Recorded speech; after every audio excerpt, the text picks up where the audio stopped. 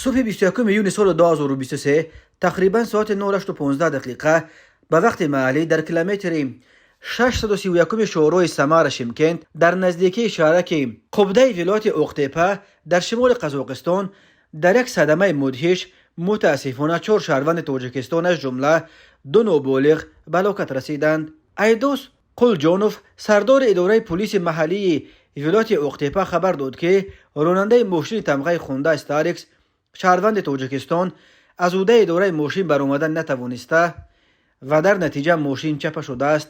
در نتیجه صدمه 2 مسافر از جمله یک دختر نوبالغ 15 ساله در جای حادثه جان باختند و 6 نفر دیگر را با جراحت‌های گوناگون به بیمارستان مرکزی نویه قبده انتقال دادند، ولی متاسفانه باز 2 نفر از جمله یک نوبالغ در بیمارستان جان دادند. ایدوس قلجانوف گفت همه قربانیان این صدمه شهروندان تاجیکستان بودند. بنا به فرضیه مقدماتی پلیس راننده ماشین را در حالت خستگی شدید میراند و به احتمال غالب همین خستگی سبب این صدمه پرقربانی شده است. تفصیلات دیگری حادثه دسترس نیست. اسم هلاک شدگان و زخمیان نشر نشده است.